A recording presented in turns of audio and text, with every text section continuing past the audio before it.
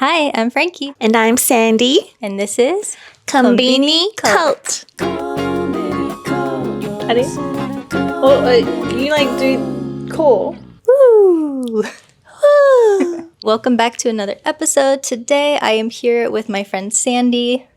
I think we met a few years ago on a kind of work project, like through a friend doing some kind of sponsored hotel stay in Yoshino in Nara. Oh, it was Yoshino. Yeah, it was Yoshino. Sokka. Yeah. Yeah, that was good. That was fun. It was fun. And then we've hung out a lot since then. We've gone on a trip to Amano Hashirate. How do you remember these? I remember we went together on trips. I just don't remember where we went because I still haven't actually posted about those. Neither did I. Yeah, they're in my backlog for like... Yeah, I took footage for a YouTube video that was, at least 2 years ago? Yeah, Like, I have so much footage that, yeah, it'll come one day. That's what happens. But I think you're a very interesting person, and I wanted to have you on the podcast today to chat about things like your language ability, how you transitioned from, I think you were on the JET program, right? From that to other types of work, getting PR. It's a very sought after thing that many people want. And then also being neurodivergent here and also asexuality. Because that's not really something I ever really hear about as far as Japan goes. So I'm really curious how that is understood here. So we'll get into all of those things during this episode. Okay. So to begin, where did you live before you moved to Japan? I lived in Brisbane, Australia. Nice. And then why did you decide to move here? Okay, so I used to be a pharmacist in Australia. I didn't know that. Oh, really? Yeah. Well, I was a pharmacist in Australia. I mean, there were a few reasons, but it wasn't really the life for me. I was getting pretty stressed from my job. Like, one mistake could kill someone. Oh, yeah, that's a lot of pressure. Yeah, and also at the same time, I was having issues with my friends, my friendship group in Australia, and I was just really done and I wanted to make an escape, and coming to Japan has always been my dream since I was a kid, and I thought I would just do 1 year, just escape for a year and try living in Japan and see how it goes, and then I'm still here. Yeah. Hey. So the first job you had was on JET? Yes, the first job I had was on JET. Where did they place you? Well, so when you apply for JET, you can make 3... request? Yeah, like a request. You can say, I want 3 places you're interested in? Yeah, you're interested in. And my first choices were Kyoto and Osaka and Hokkaido, I think. And basically, I told them in the interview that I wanted to go to Kansai because I wanted to learn Kansai Ben. And they put me in Kobe. So, yeah. Yeah, close enough. Yeah, I was really happy with it. Super happy. Because sometimes you hear, like, the person puts the 3 places they're interested in and they get the complete opposite of that. Yeah. Like, I know somebody who was like, I'm from Hawaii. I want to be anywhere but Okinawa. Yeah. They put him in Okinawa. Yeah. That was good.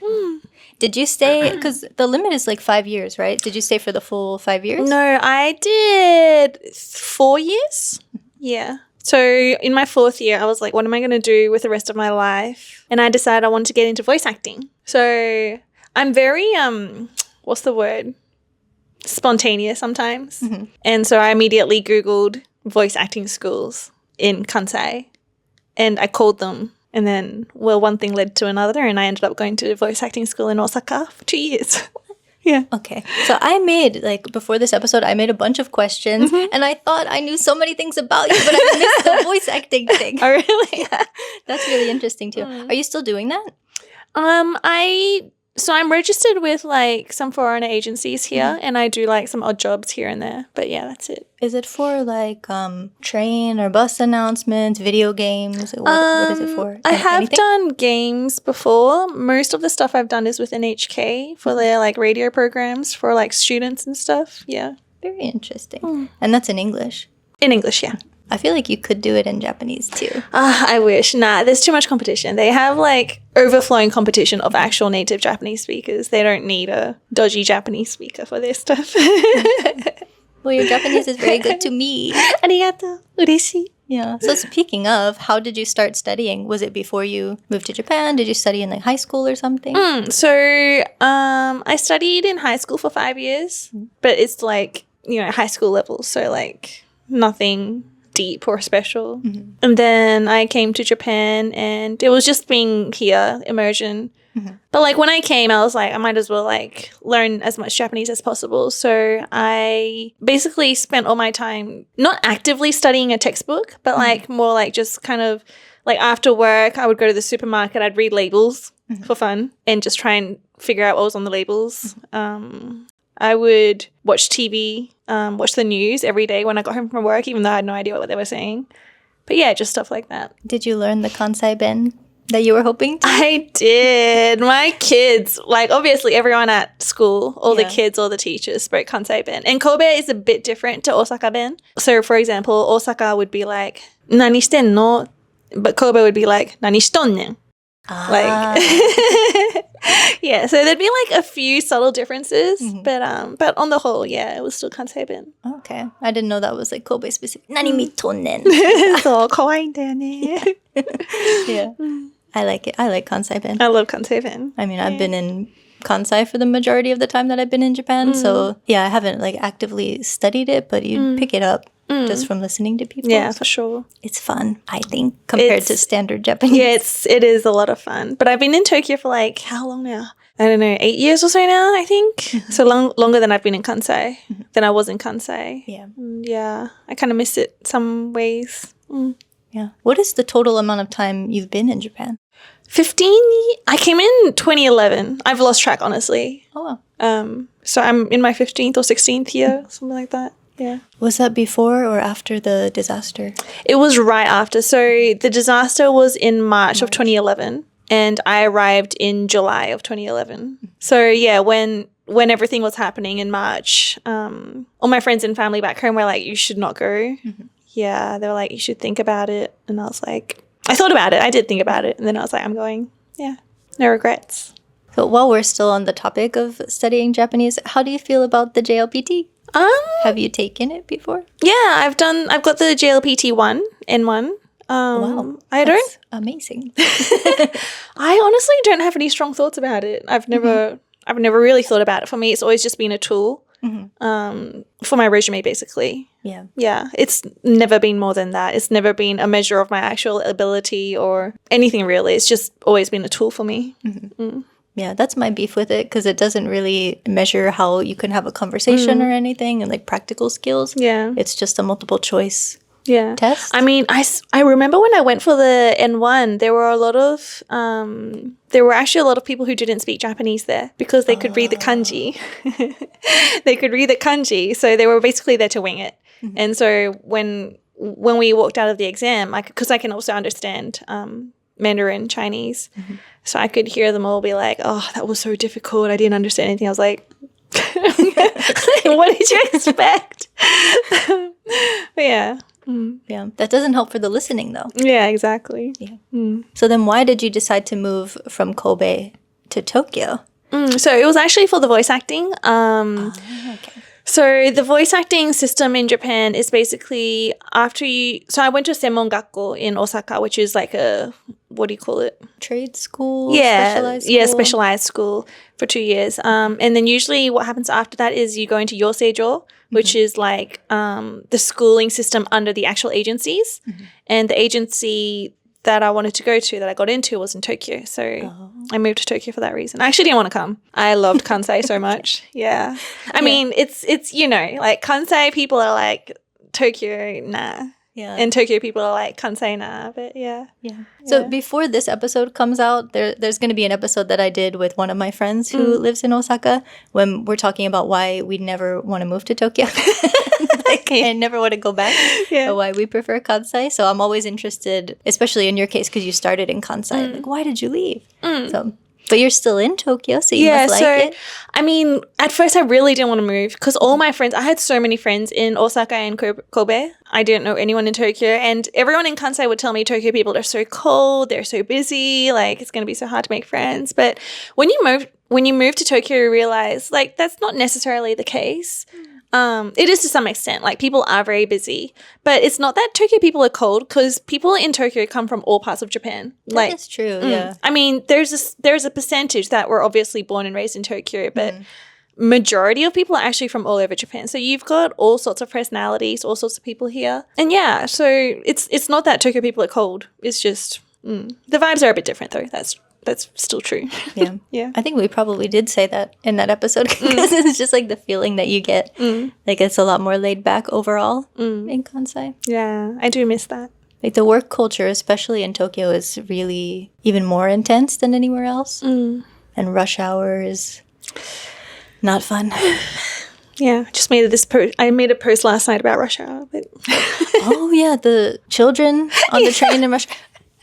Please, if you can avoid it, do not bring your children on the train during rush hour. It's not. I tried to be as nice about it in the video as I could, like because people are like, "You're so negative about." I'm like, I'm just a bit forward because I'm autistic sometimes. Not autistic sometimes, as in I'm a bit forward sometimes. You always are, but but I was trying to be as nice about it as I possibly could. But then, yeah, don't. Kids do not belong on social media, okay? Like, I don't care where you are. If you're in Japan or like America or wherever you are, this is so not Japan related, but it's one of my pet peeves. Like, I feel so strongly about the subject. Yeah. Why would you put your kids on social media with everything that we know about the internet today? You're crazy. In the video that you posted, you blurred the kid's face. So it took me a minute to be like, oh, in the original, they didn't. They didn't. The mom put her daughter's face out on the internet. She was literally. I'm not sure if it was her butt level. Yeah, I'm not sure if that was her dad's butt or crotch, but like either way, like even if it was her dad, that's still very, very uncomfortable. Like I just freaking don't do it. Just take your kids off social media. Yeah. As anybody, child or not, you should avoid rush hour if you can, but especially taking little kids on there who are going to be, because you're like packed like sardines. Yeah. It's really unsafe. No, seriously, And someone commented, they were like, Stinky. what if they farted? I was like, God, there's no escape. Pink eye. They're going to get pink eye. Oh, gosh. Yeah. Anyway. Anywho. So besides Kobe and Tokyo, have you lived in any other cities or would you like to? I have not actually. Before I moved to Tokyo, so originally on my Jet 3 ikitai tokoro, I put Hokkaido because I really like the idea of just beautiful nature and countryside kind of thing. But I don't think I can anymore. Anymore. You don't want to shovel snow? No, but the main problem is once you get used to the convenience of Tokyo, there's no going back. There really isn't. Like as much as I used to love Kobe so much, Kobe. I can't live in Kobe anymore, I don't think. It's just not convenient enough because I'm so used to Tokyo. Yeah. I could probably do Osaka, maybe. I moved recently. I'm not going to say where, but it's it's a bit more inaka than where I was before. I was in like a pretty suburban area before. Like my train access is still good. That's important. But there's not that much stuff around the house. Yeah, I need a Conbini to be right directly downstairs from my apartment. Like it can't be 5 minutes walk away. It can't be around the other block. It needs to be downstairs. You want to know how far it is for me? Is it 10 minutes? 14. Oh my gosh, you poor thing. Yeah. And I need to do something at the bank, but my bank that I use, there's no branches near me, so I have to go into the city. You should just sign up to a new bank, like one that's near you. But I like the one that I have. It's convenient. Because especially with like payouts from social media, like YouTube AdSense and stuff, you can't. It's usually like major banks and stuff. They don't often take there's no major banks around you at all? No, I don't think so. Oh, that's crazy. Or at least not an SMBC. That's what I need. I have like MUFJ. MUFJ is major. They don't have it. Really? I mean, those are the accounts that I have, but they don't have a branch near my house for either of them. So like, gotta go to the city. So you have PR, which is, something that a lot of people want. So how was the process of applying for that? Like, I know it's going to change from 2027 probably, but at the point that you applied, what were the requirements that you needed? So I went with a 10-year route. After I applied as soon as I hit the 10-year mark. Well, actually a few months before because the process takes a few months. So they say you can start applying a few months before you actually hit your 10-year mark. So the main question that people usually ask is, should I go through a lawyer?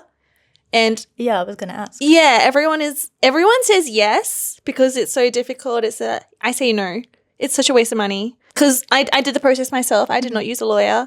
Unless you have like zero Japanese skills, then maybe yes, you will need a lawyer. But if you have... You need like a letter or something? You need to write a letter. Oh. I wrote the letter, but then I got a few Japanese friends to check it for me just for the... About what? Why you want to stay? Yeah, it's about why you want to stay, but I think more importantly, what you contribute to Japanese society, what you have contributed so far, and why they should let you stay. It's more like a letter of appeal, I think. And I mean, whether you get PR or not is really dependent on the person reading your letter. So you want to appeal to them and convince them that you are a positive asset to Japanese society and they should let you stay. But yeah, the actual process, like the paperwork and stuff, is actually not that complicated. You will need to take like a half day off work to go to like the tax office and the ward office and get all your stuff. But apart from that, it's just the letter really and gathering your receipts and stuff. Is it similar to just applying to renew your visa or whatever, but it's a longer term? So instead of last year's taxes, you need 5 years? Yeah, you need 5 years taxes. You need to be working 5 years before you apply, like I don't remember the specific details, but honestly, I don't think the process was that bad. I guess I can say that because I got PR. Yeah. But yeah, I know people that didn't get it, so I guess I'm a bit biased. But so I applied actually during COVID when they had a lot of time on their hands. So my process actually only took 3 months. Oh wow! Yeah, so. Interesting. But yeah, if you have sufficient Japanese skills to try and write your own letter, don't bother with an immigration lawyer unless you have a really complicated case, I guess. Yeah, that's true. As far as the lawyer goes, because I have used a lawyer before when I changed from like getting divorced and then going from a spouse visa to a work visa. My situation was kind of complicated because I still wanted to be a freelance content creator and then I had to find a client to sponsor me and all this stuff. But I used a lawyer just because I wanted to make sure that like everything was correct. Yeah. But I think even if you do use a lawyer, you still have to get all the documents yourself anyway. Oh. Right? So I have no idea. They can't get your tax papers for you. I kind of assumed that you could just like sign a letter and say I assign this person powers to get all my stuff. But in my case, no. But maybe for somebody, their lawyer did that to them. So I don't did that for them. Yeah. So I don't want to say like this is definitely how it goes. But I'm pretty sure you would still need to gather the paperwork yourself, and it's just. So what do they do then? It basically just makes your application look a little bit better because you used a lawyer for $2,000. Is that how much it is for PR? Something like that. Oh, okay. So you know what I did with those $2,000 that I didn't spend on an immigration lawyer? Buy stuffed animals? I bought my ever first designer item. Okay. I still haven't used it. It's too expensive to use. I'm actually not a designer type person. I'm not really that interested in brand names. I actually have zero interest in brand names. But it was a Ghibli item. And I was like, okay, it's so cute. And I really wanted it. So, yeah. That's girl math. You didn't use a lawyer, now you have $2,000 to spend. So after getting PR, did it make your life easier in any way or just less stress? I mean, yes and no. It definitely made me less stressed, as in the knowledge that I could quit my job at any time if I really wanted to or had to, and the knowledge that I can just be here doing nothing. But also no, because I have to keep working because otherwise I'm going to starve. Yeah, how are you going to pay your bills? Yeah, I kind of have no choice but to keep working, unfortunately. Someone please give me money. Donate here.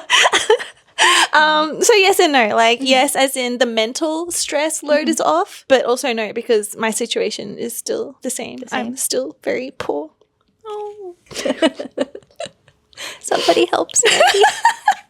So, like, I've been working at the same company since 2018. Is it still in the teaching industry? Yeah, sort of. Well, sort of, yes and no. I kind of work in the medical industry as well. But my salary now, after working in Japan for so long, is a lot slower than what I was earning in my first year as a pharmacist in Australia. But I'm sure your rent, that's probably cheaper than Australia, maybe. Oh, yeah. Sure, probably. So to change the subject again, so now on the topic of neurodivergency, so we're both AuDHD, autism, ADHD girlies. Yay. Diagnosed as adults. Yay. Both of them was it at the same time? For me? For you? Yeah. Mine's at different times. Oh, really? The ADHD part came later. Oh, I actually had no idea about the autistic side until I went to get an ADHD diagnosis. Oh, Yeah. interesting. Yeah. Should I elaborate? I'm thinking. I was like, So, I mean, being in Tokyo, I'm sure. Did you try to find an English-speaking doctor? So at first, you're I was comfortable actually with the like, Japanese?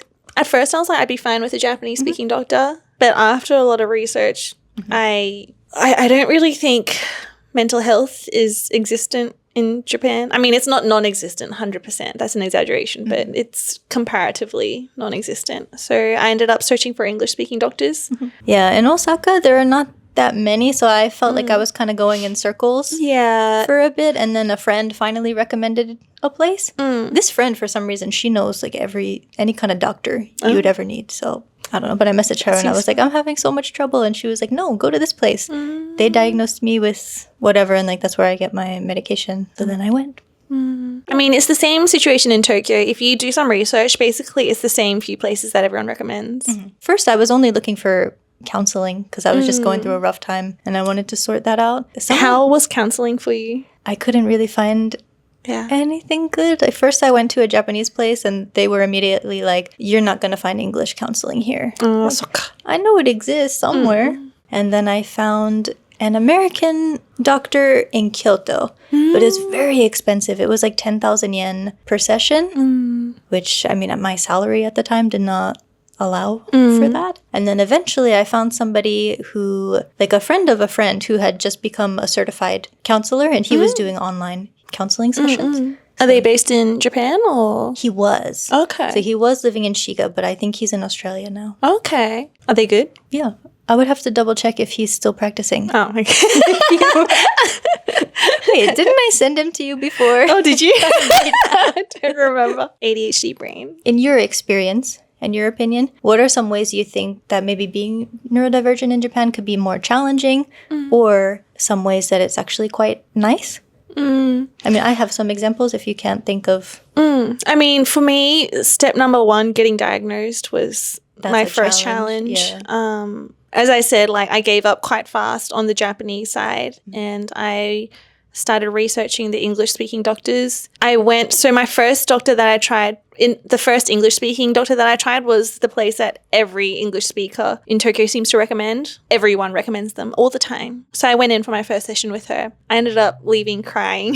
Oh. It was so stressful. Basically, she wanted to talk to my parents. Oh. And I didn't want my parents to know that I was seeking a potential diagnosis at the time. And she was like, we can't diagnose you if we don't speak to your parents. And I was like so confused. I was like, what if my parents are like gone? Like, what are you going to do then? Like, whatever. But yeah, I got so stressed because we were going back and forth. I was like, I don't want them to know that I'm seeking a potential diagnosis. And she was like, well, I can't diagnose you. It was just this back and forth. And I got so stressed. I started crying. And she immediately, without missing a beat, she went, I don't think you have ADHD. I think you're depressed. I was like, okay. Well, this is helpful. So I was like, I'm leaving. And as I was walking out the door, she actually said, I think you might be on the spectrum. And as much as I did not trust this woman at this point, I was like, because I had never considered the possibility. It never occurred to me. Like, no one's ever mentioned it to me. I've never thought about it. But as soon as she said it, I was like, kind of makes sense. I was like, what? And then I went home and I did some research. And then I was like, oh, this, as much as I hate that lady, it kind of makes sense. So I ended up going to a different lady to get diagnosed. And so I got the diagnosis from another lady, but she can't provide medication. So she then referred me to another English-speaking doctor that does provide medications, which is also one of the doctors that people do recommend in Tokyo. But that has also not been without challenges. She does provide medications very happily, eagerly, I must say. Too eagerly. She's very eager to give you medication. But for me, like I've tried all of them. I've tried the whole list. I've gone from the top to the bottom and nothing has worked for me. The ADHD meds. Yeah, the ADHD meds, nothing's worked. I just get lots of side effects. But I also tried one of the counseling sessions through her. So she has like English speakers, like people who can speak a certain degree of English. And I was like, I'll try a counseling session. Worst idea ever. Don't do it.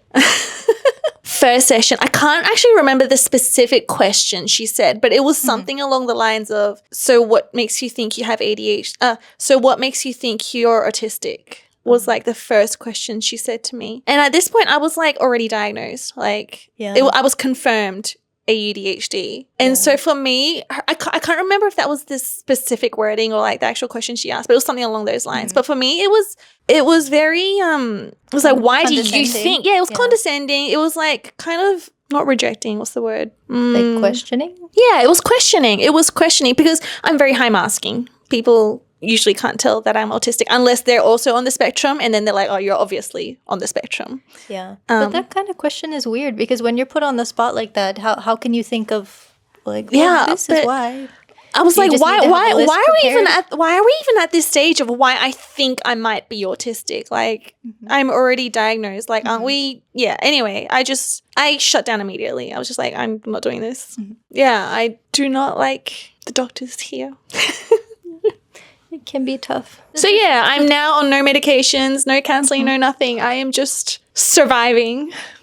Yeah, I don't know if it's still the case, but when I don't take ADHD meds at the moment, but when I did try it, you had to get this special card that said that you have permission to take.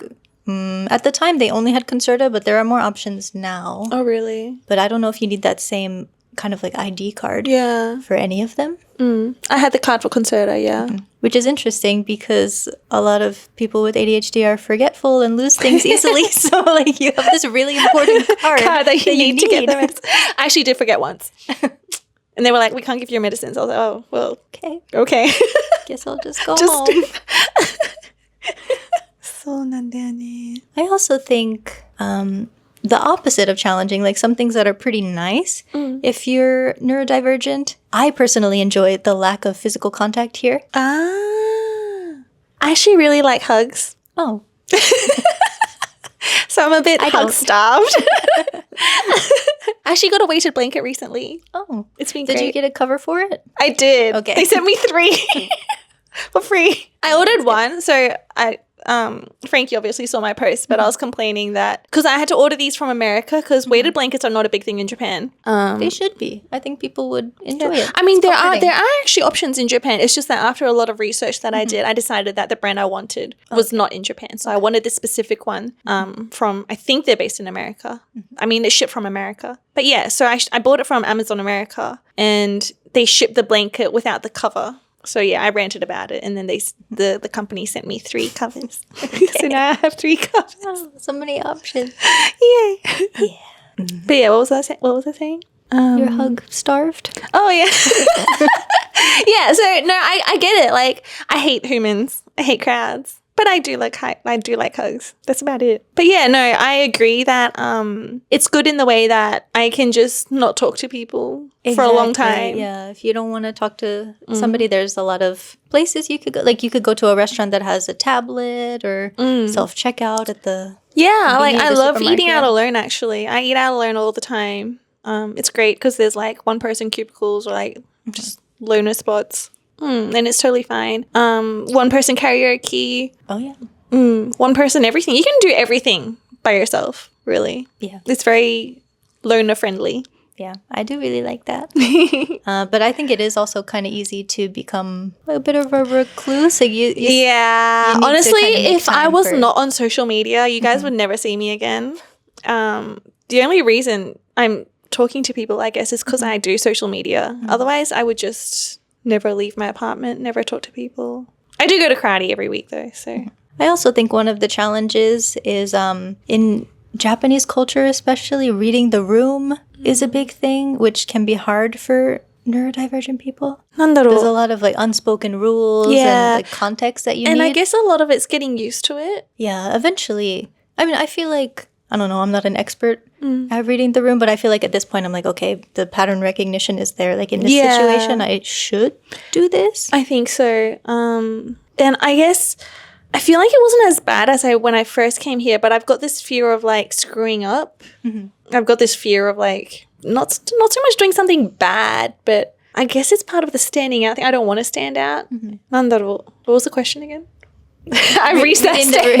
Reading the room and unspoken rules. Unspoken rules. I feel like I wasn't so bad when I was younger, but like I feel like now I'm very much a by the rules kind of person.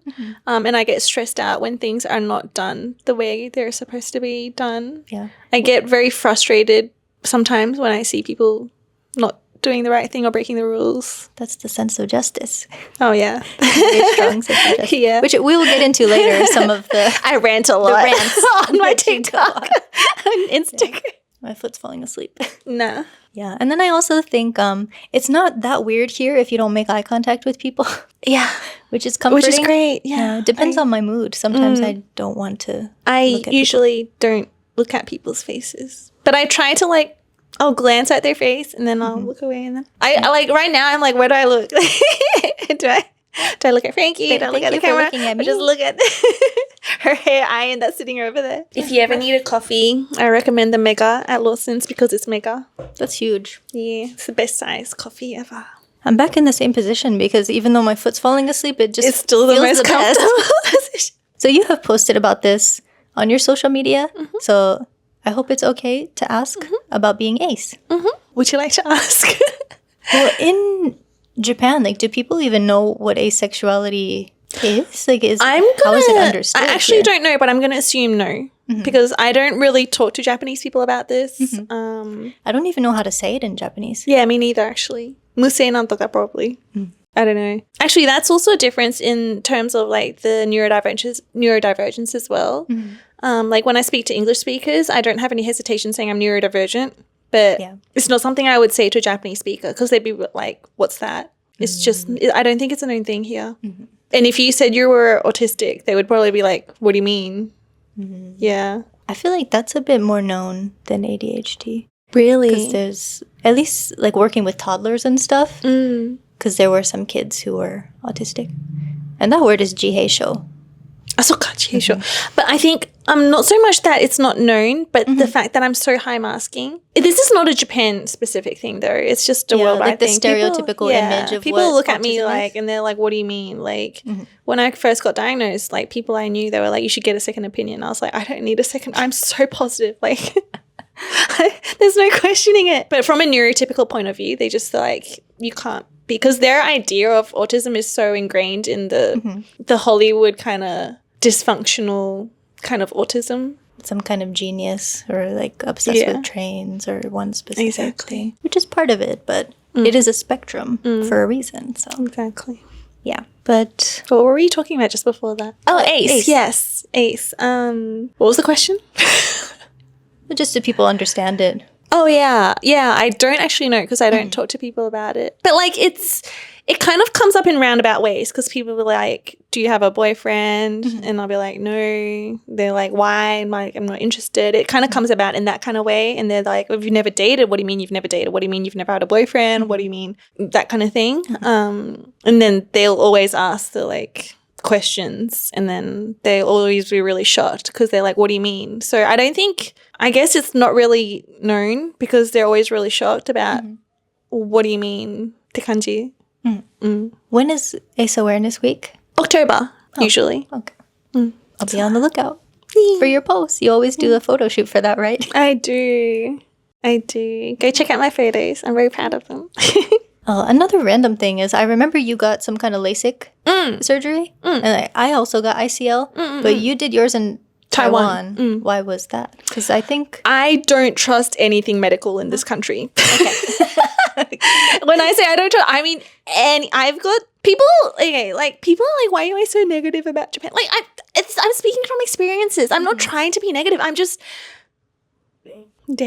yeah. So I've been here for 15, 16 years. I've been to all sorts of medical clinics, dentists, eyes, naika, ironnamono. I've had at least one bad experience in every single specialization, like not exaggerating. This could be a whole series. but yeah, so what was I saying? What was the question? why did you do your eye procedure? Yeah. So yeah, I don't trust medical things here. And like if it's something that's not so serious, I don't mind getting done here. So for example, when I got my root canal, I was like, I'd rather do it overseas, but it's something that I guess is not too bad getting done here.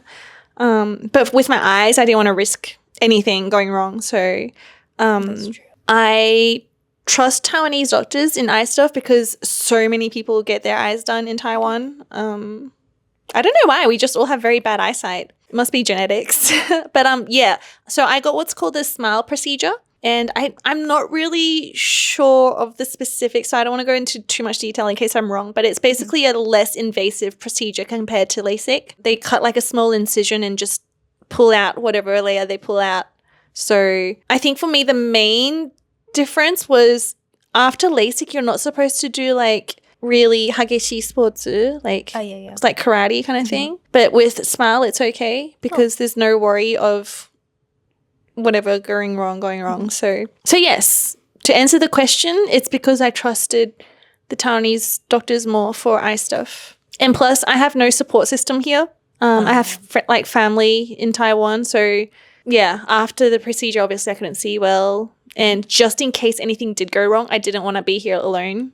Yeah, I did my ICL in Korea.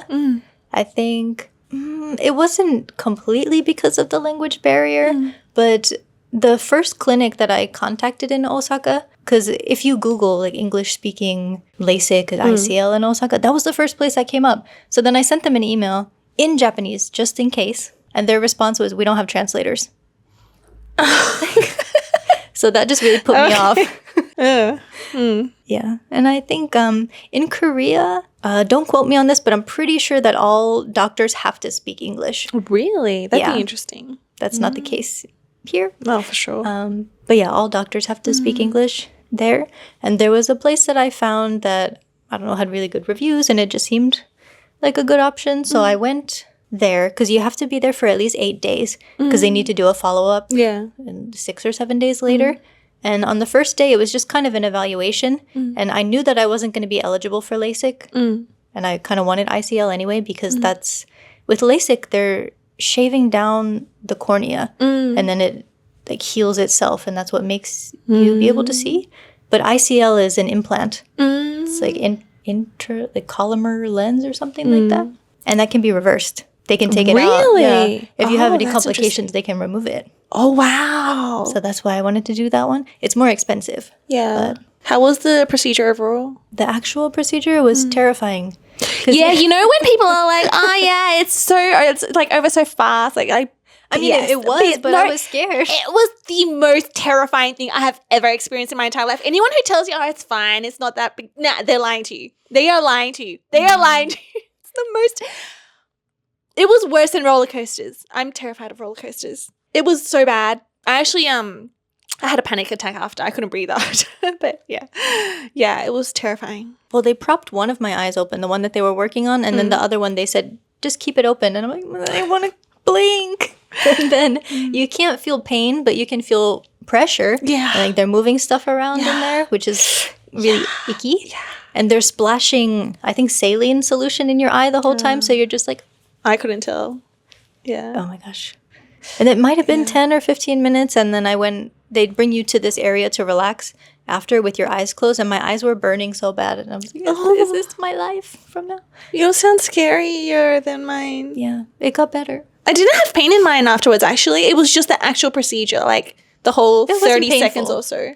Oh. Just uncomfortable sensations. I guess aside from that burning. There was no other pain. I've had friends tell me in the past that LASIK, when you're doing LASIK, you can smell fried chicken. Oh, is that the smell of your cornea burning? So my friend went and got like fried KFC after or something like that. And I don't know why. Yeah. Anyway. But apparently one of the best doctors for ICL in the world is in Japan. Where are they? I mean, if you say so. Okay. That's what the Korean doctor told me. She was like, oh, why did you come here? You have the best one over there. If you say so. I don't know where they are. I'm very skeptical because I was in the health industry and my training is in health related stuff. So I kind of scrutinize what the health professionals do.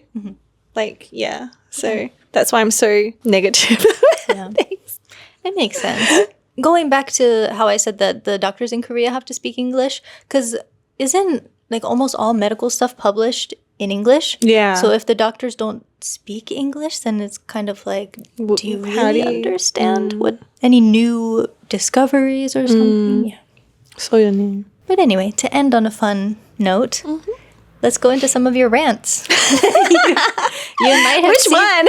You might have seen her on TikTok or Instagram folding paper stars. It's funny because, ranting. like, yeah, go ahead. Oh, no, that's it. No, like when people will like tag me randomly in all these posts or like send you me need to talk articles. about this. Like no, they'll tag me in posts about butsukari otoko or send me posts about butsukari otoko, and whenever I go into them, somehow my face just randomly appears in the middle of this movie, like in the middle of a video or in the middle of an article. They'd be like Sandy and Jamal. I feel like the face of butsukari otoko at this point. For anyone who doesn't know, what is a butsukari otoko? So originally, the name directly translated is basically men who shove into you. But like, I'm sure people have seen viral videos of women also doing this kind of stuff lately. Yeah. It's not just a men problem, but it is overwhelmingly men. Yeah. But it's kind of like it could be anyone at this point. But yeah, so I made a rant. It wasn't a rant. It was an educational video. It was informative. It was meant to be educational video. It was actually originally it was because another content creator basically posted about how she got shoved and she was traumatized and she was very, very sad. And I was like, oh yeah, butsukari otoko-chan. And I looked at the comments and they were attacking her, being like, why are you so sensitive? And I felt bad for her. Who wants to get shoulder checked? Yeah, I felt bad for her. So I made It's not like bumping just like a little light brush into somebody. It's like a purposeful ram. Painful, and it leaves you questioning yourself. And so yeah, I felt bad for her. So I was like, I'll just make an educational video telling people why she's not just being sensitive. And it was just a very matter of fact, in my opinion, video saying what butsukari otoko is, how it actually is a phenomenon here, and be careful. Has anyone ever rammed into you? Yeah, Have you so experienced it? at the end of my educational video, I actually did talk about 2 circumstances where I did get rammed into, even though I've been rammed. I can't even count the amount of times I've been rammed into. I got rammed into again last week, but meh. My most memorable one is when I was waiting for a friend at Osaka Station. This was when I was going to voice acting school. And yeah, someone, I'm assuming it was their elbow, but yeah, because I was looking at my phone and they knocked me over in the head. Oh my God. Yeah. So yeah, I ended up crying. I mean, who wouldn't? Ow. It's painful. If I could turn back time now, I would have gone to the station staff and asked for like CCTV footage to like track him down. But at the time, I was just too shocked and I was really confused. I was pretty young at the time. Yeah. I mean, the first time anything happens, you're confused. What just happened? What's going on? Why would someone do that? Yeah. I'm actually just randomly remembering I was waiting for a taxi once, totally out of the way on the corner of like a Conbini, and this random woman just came over and kicked me. What the hell? I just randomly remembered it. Yeah, it was really random. That's... Yeah. What the heck? Okay, so she just kicked you and continued walking. It hurt so bad because she kicked me in the shin. Oh my God. It hurt so bad and I toppled over. I seem to topple over very easily, but yeah, it hurt a lot. But 2 Japanese men were nearby and they were like, "Daijoubu desu ka?" Because they saw me and I was like, and they were like, "What the hell?" But yeah. Okay. Yeah. That's good at least. But someone said "daijoubu desu ka?" So I felt better. Yeah, it's worse when something happens and then everybody around you is just like, you. Yeah. didn't see anything. But yeah. Yeah. That's the phenomenon of butsukari otoko, butsukari people. Butsukari people. Someone in my comments, what did they say? What did they name it for? Onna? Butsukari onna janakute. Butsukari baba. I like that naming sense. Itomoimasu. Yeah. So another thing you've gone on rants about are drones. Because people are always breaking the drone rules. There's so many. Like, it's increasing a lot. Like, even when I'm just out in Tokyo these days, I've seen people just flying. Like, I don't see the actual people. I see the drones flying around on several occasions. And it's just... It's common sense. It's common sense. If you use a drone, you can't fly in densely populated areas. Yeah. And I guess, like... because I can read Japanese, it's obviously good but bad in the way that Japanese people are very brutal on social media. So you can understand the hate that sometimes they will project on foreigners. And it's obviously like I don't promote nandaro. It's frustrating because Well, there's a difference between calling something out, like you shouldn't do this, and then just, going on a tirade about how you hate a certain group of people. And like we're just kind of caught up in it because we're foreigners living in Japan, and even though these are just tourists, they reflect on all of us because Japanese people don't differentiate between tourists and foreigners living in Japan. We're all just foreigners. So when tourists do the wrong thing, it's just those freaking foreigners. So, yeah. Do you have a drone? I do not. I really want one. I thought you did. I've been thinking about it I probably messaged you about it a long time ago. Well, I know when we went on that trip before, I brought my drone. Yes. And you were kind of interested. Yeah. And you were like, the wind works. is too big. And It was not a good day to fly. Yeah. I really want one, but they're very expensive. It's a cool thing to have. But, I mean, I don't fly too often these days. But when I have flown a drone in the past, it's usually like in the mountains or something. Like nobody's really around. Have you ever had trouble with getting permissions? No.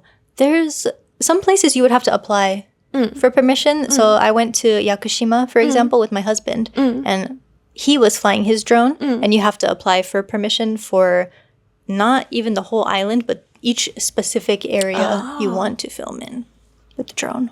Was that easy? Yeah, it was easy. You just need to plan ahead of time to get that permission. But yeah, a lot of times when I see drone footage of certain places, I'm like, did you take the time to apply for a permit for some that? of them are so like that one in Shibuya recently.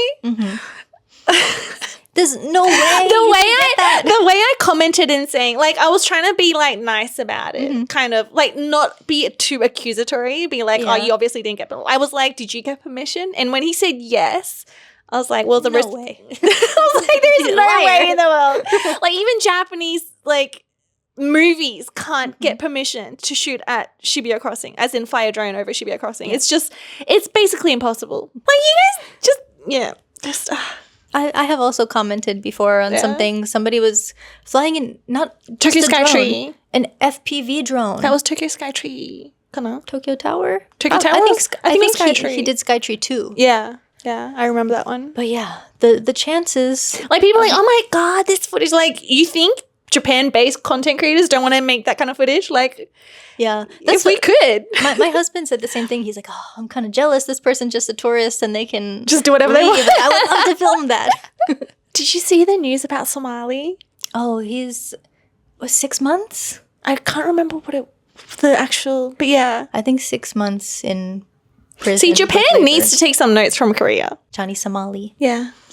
That nuisance.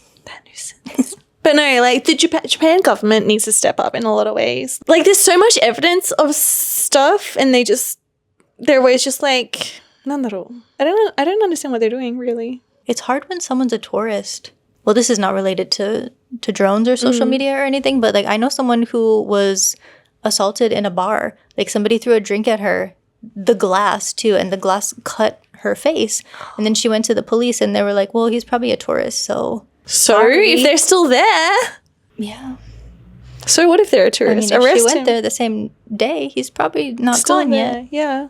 Japanese police get a lot of negative reviews. For good reason, honestly. But I will say that my personal experiences with Japanese police have all been positive. My personal experiences. But I also understand that I've heard so many bad stories. Like, yeah. So there's positives and negatives of everything, I'm sure. But yeah. Depends on the situation. The 2 times that I have had to report stuff to the police, it was because I got hit by a car. Yeah. Twice. Yeah. You got hit by a car?